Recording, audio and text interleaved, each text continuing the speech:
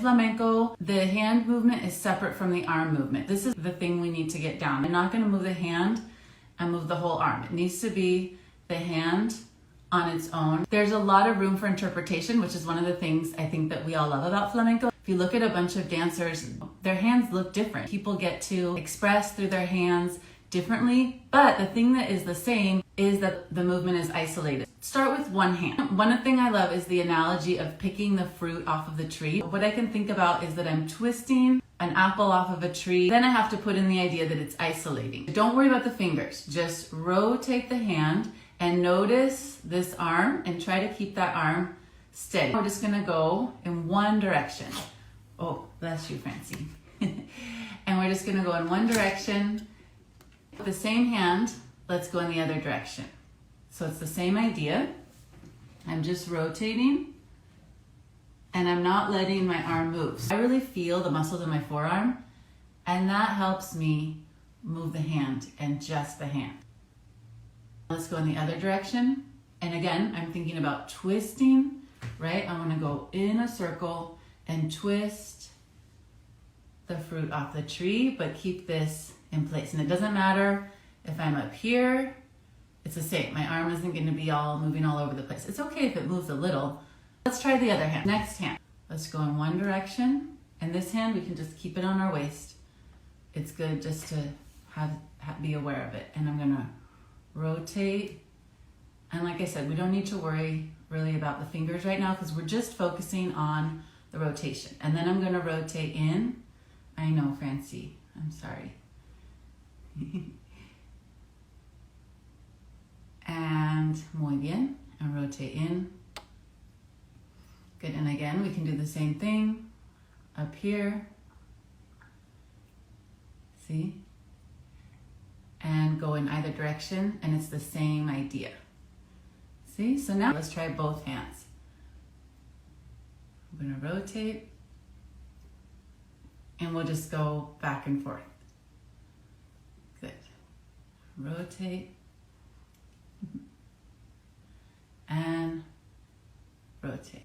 So that's the basic movement of the hand. The main things, we want to move the hand in isolation from the arm. Engage these muscles to help us do that. Think about twisting the fruit off the tree to help us get that rotated motion, that circular motion. The next thing that we would add are the fingers. The most common is to start with the pinky. So a fan with the pinky, and then you can unfan with the pinky, or you could even just go fan with the pinky and then just kind of let all your fingers go at the same time. The thing I like to do is find this shape, my thumb and my middle finger. I'm gonna think about bringing in the thumb, kind of going like this. I don't want to do this.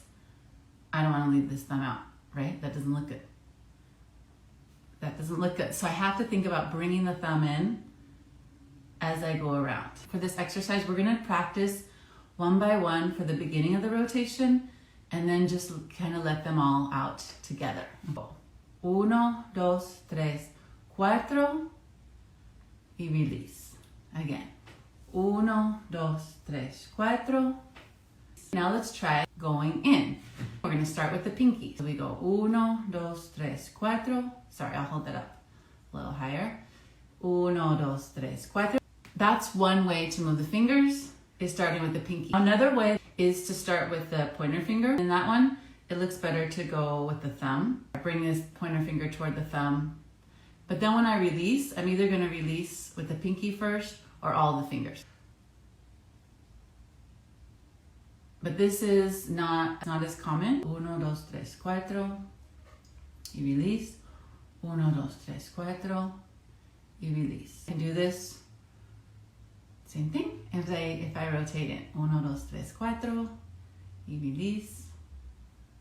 You can even mix up sometimes doing the pinky first and then sometimes doing and either start with the pinky or start with the pointer finger. I would recommend experimenting and seeing what you think looks good. Different things are going to look good with different steps. It's just a matter of practicing both going out and going in so that you can do it with ease and you don't have to worry about the hands, and you can feel good about how your hands look. There's no such thing as practicing the hands too much. You want to be able to not have to think about what are you doing with your hands, There's so much going on in flamenco. We're moving our feet, we're moving our arms, we're trying to stay in compás, we're doing all these things. If we have to be thinking about, how do I move my hands?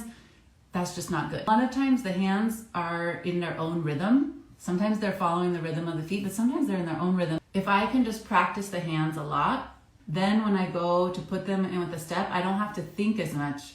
It's just automatic.